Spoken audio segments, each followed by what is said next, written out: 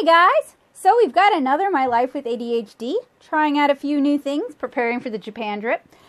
A lot of anxiety starting to well up. So let's talk about that today. Let's talk about dealing with anxiety in regards to your ADHD. And I'm going to start by sharing some of my big fears. And of course I made a list because like I could remember that, but also because I kind of want to stay on track with it.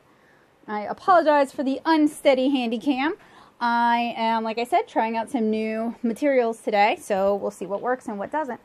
So, some of my biggest fears and anxieties are, in regards to like my art and my work stuff, not just like general anxiety stuff, missing a deadline, mouthing off to the wrong person, turning in the wrong thing. Just my career is completely dead on the water and I can't tell because I can't read the social cues, I can't read the writing on the wall. The fact that I will just never, ever be good enough, that everyone around me is consistently improving at a faster rate than I can improve, and it doesn't matter how hard I work or how fast I work, it'll just never be good enough. The Emperor's New Clothes syndrome, where I will look at my work and I think it looks good enough, or I'll look at my videos and I think they look good, and I think they sound good, and I think they have relevant information in them, but no one else benefits from it, no one else enjoys it, everything I do is off-putting and wrong to people. And no one's saying anything to me. They're just kind of like, yeah, you're doing fine, rather than have to actually talk to me about what I'm doing wrong. It's a huge fear of mine, and it keeps me up kind of at night making lists and just kind of stressing out about it, because sometimes I lack the self-awareness to be able to self-critique as quickly as other people are able to self-critique. It usually takes me a couple of weeks, and then by the time it's ready, it's so cringeworthy I don't even want to release it. So we have like this huge dissonance, right, between being like, yeah, this is amazing when I first do the thing, and then 2 weeks later when I'm finally able to be detached enough to be able to critique it, I'm like, oh my gosh, this is garbage. And I can't tell if it's because it's something I made and I've got just too many feelings attached, or if it's because it's just genuinely not up to par, not up to standard. Everyone's just tolerating me like I don't really have any friends, and all the work I've done with how to be a con artist, I'm just kind of like this annoying person and people are ready for me to go away. I worry about that. That's why it's hard for me to go up and talk to other people at shows, and it's why when I'm doing cons, even though I'm Natto Soup and I've co-founded whatever, like that doesn't mean anything, it seems like, to people. Like when I'm like, yeah, I'm a co-founder for How to Be a Con Artist, I'm Natto Soup, they're like, I don't know, I don't care, who the heck are you, right? And so it makes me feel like everyone's just kind of tolerating my existence and waiting for me to go away so they can go back to having their own life. Everything, literally everything I say is a mistake is another huge fear. I actually watched the My Life with ADHD, the first vlog, 3 times to make sure it wasn't just like a hot disaster. And there were some things that I kind of cringed through, but I felt like they were important to talk about because it's what has actually happened in my life and it's the truth, but I also wanted to make it very clear that I don't encourage people to do things certain ways. And my cat is sitting on the Alexa button. Awesome. So, very distracting. The headphones are helping, though, actually. I have a problem. I know, getting ADHD and off topic, but it's helped me, so maybe it'll help you. I have a problem when I'm doing vlogs. Stuff going on around me, ambient noise around me is very distracting. The headset actually kind of blocks some of that noise, so it actually helps a lot. I thought it would be annoying and frustrating, but it's not. Although I could really about bop the cat for continually shifting on the Amazon remote button. My work will never pan out. It will forever be in vain. I'm never going to get more popular than I am. My work's never going to be good enough for publishers to be willing to work with me. I'm never going to have enough of an audience for my work to be publishable or viable. It's a huge fear. I know that's not just an ADHD person fear. That's like an everybody fear. But it's a fear, it's an anxiety that kind of comes up so often that it becomes kind of a controlling force in my work that I have to like actively push through and actively train my brain to think positive thoughts, positive affirmations to kind of combat that. And my last big fear professionally is that I'm actually helping nobody, that none of the things that I do are beneficial, and it's a waste of my time and it's a waste of other people's time, and me asking other people to consume these things is actually a huge burden for them.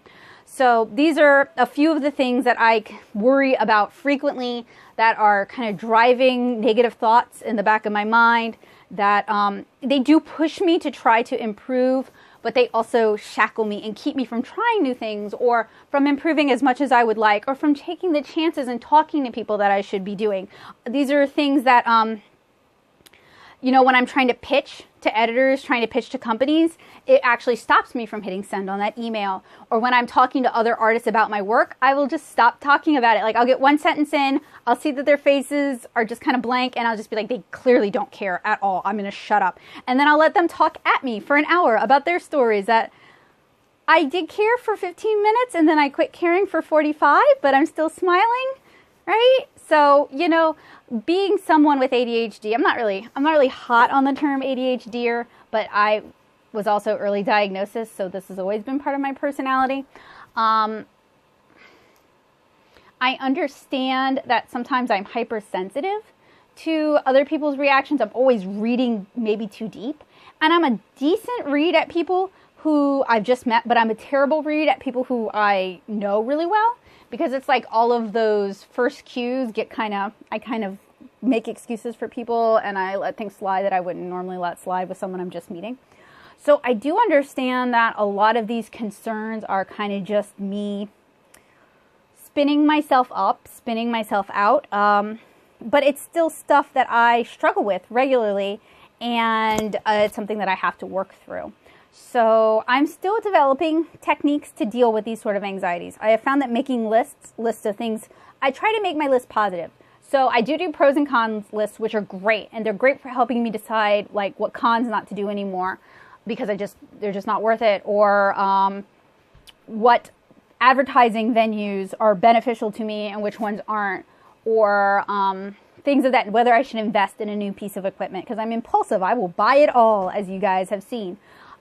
So pros and cons lists are great, but when I'm dealing with that kind of anxiety, what I need to sort of focus on for me and my own improvement are lists of positive things that I do, that I legitimately feel that I do, regardless of the response other people give me, regardless of what numbers say, but how I feel about those things. Because I think the important thing for a lot of us with ADHD is we should go with our gut when we're making things, and we should make the things we want to see.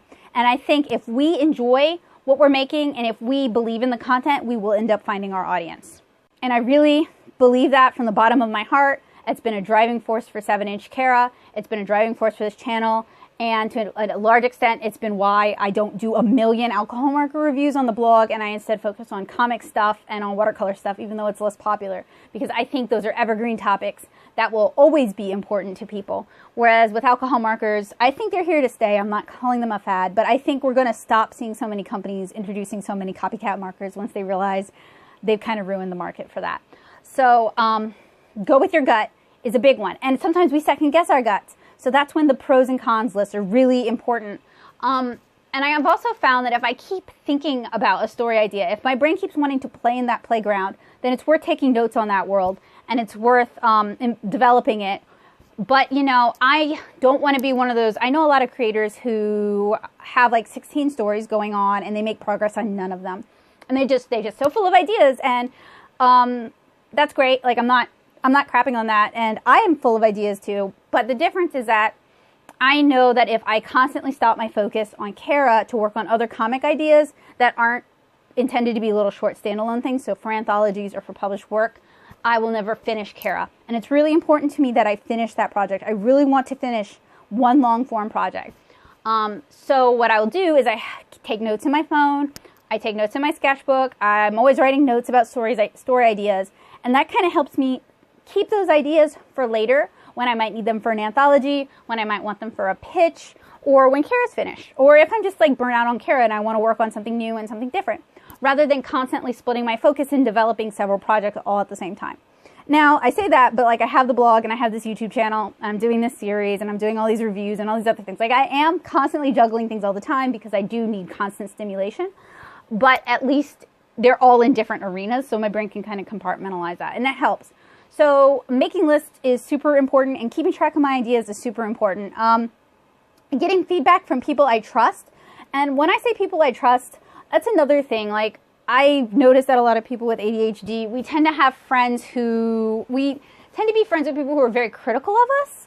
And I think it's because we're looking for like that outside guidance. like someone to tell us when we're screwing up. And that's great, but I think there's certain types of people who are just mean people and they feel bad about themselves, and they're going to, once they figure out you're a punching bag, they're going to use you as a punching bag, and it makes them feel good.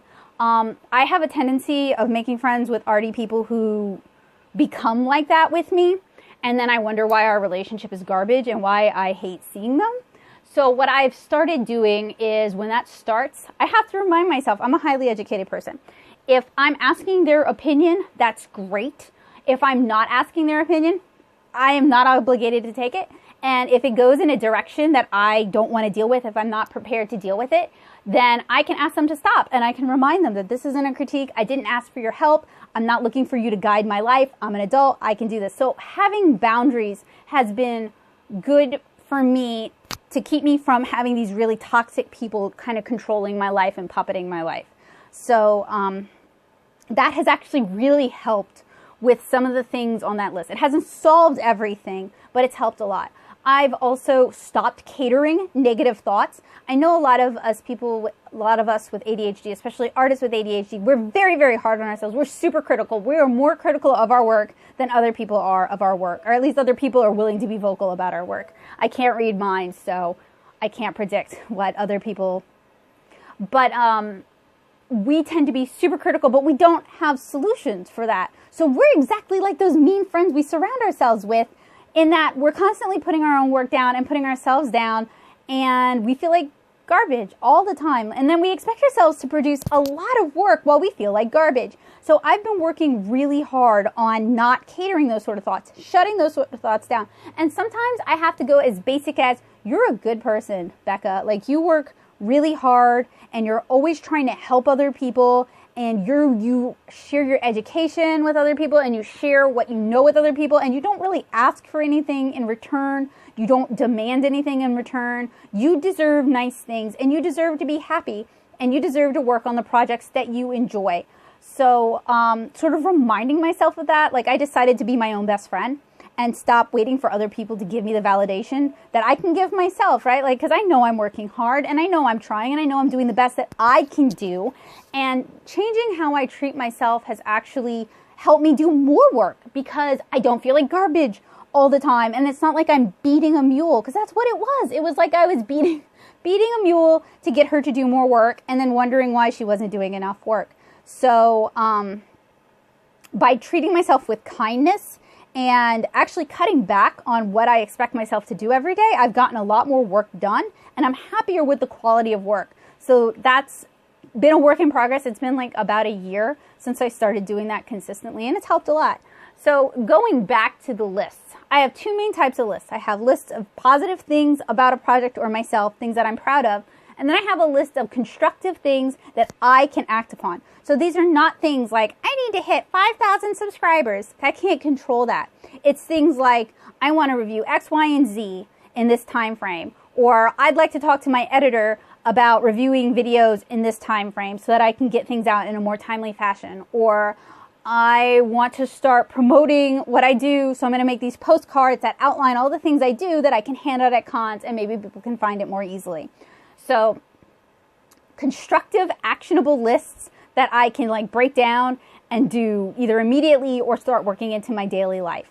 And another thing that has helped, and I'm not always consistent about doing it, is doing a set number of something in a time frame. So back when I was like actively sending my portfolio out to agents, I was researching and sending it out to one agent a day. And it was agents that had styles that I thought my work fit in well with. And that hasn't panned out, and I need to find the courage to start doing that again, because it's a numbers game. And I know people with ADHD, we take these things really personally, and we take them to heart. And maybe we take them harder than normal people, like non-ADHD people take it, because we're so used to hyper-analyzing everything so that we can read between the lines and we can function in the same sort of societal way that other people function. So I just kind of need to like develop a thicker skin. If that's possible, maybe it's not. Maybe I'm always going to be sensitive to it, and I just have to do it anyway. But I need to get back out into doing that and doing it frequently. So those are some of my biggest fears and anxieties, professional fears and anxieties that I think my living with ADHD has kind of inspired. And those are some of the solutions I have for dealing with some of those. There's some things that I can't control, that I can't kind of override, like the Emperor's New Clothes feeling, where I think I'm doing good work, but I don't get a good response, so obviously my work is garbage. That's just something I have to like tamp down and not, like, you can kind of also cater how your brain, or cultivate, you can train how your brain thinks. So I'm trying to just not think about that too much anymore, except in ways that I can improve my content and improve my quality. And there's some things I'm just not willing to do because that kind of changes the point of this channel. So I don't like lying. I don't like deceiving. I don't like things that feel like I'm lying or being deceitful. I don't like sugarcoating. I don't like pushing things that don't perform very well and then claiming they perform well or making excuses for them. So those are all things that I'm just going to, even if it means I stay on not popular or whatever, I'm not going to change those things. Being able to be honest and upfront and be myself is very important. I spent more than 20 years of my life pretending to be someone else to fit in with certain societal standards. So I'm kind of over that. I'm kind of done with that. And I'm tired of it. And I'm not going to cultivate that in my online life as well. So anything that kind of violates that personal code is a no-go for me, which is why I'm totally cool talking to you guys very frankly about my ADHD, but I am also not cool doing sugar-coated unboxings. So I hope this vlog was helpful and useful for you guys. Please, if you're comfortable, share some of your own fears and anxieties that are spurred by ADHD or living with ADHD, or the repercussions of having an ADHD wired brain in a world where everyone doesn't function that way, or most people don't function that way. Share them with me in the comments below. And if you guys have found any sort of ways, I'm going to say non-medicated, like things we can do ourselves short of medication. Not that I'm discouraging people from taking medication, just it's not an option for everyone, and I want people to share things that could be an option for anyone at all, even people who aren't ADHD, who are struggling with these things. If you have solutions to some of these problems, please share them in the comments below. I look forward to hearing from you guys, not hearing you guys. And probably by the time this vlog has gone live, I have returned from Japan, so I'll be able to engage you guys in the comments again. And I want to also thank you guys for those of you who have been brave enough to share your experiences and to share your tips and your tricks with me. I really appreciate it. I think you are incredibly brave putting yourself out there, so thank you so much for that. And reading your stories has been inspiring, and it's made me laugh in a very good way, like, oh, that sounds like me, you know what I mean, like that moment of recognition. And I just think you guys are phenomenal, so thank you guys so much. And I'll see you again really soon with another My Life with ADHD vlog. Bye, guys!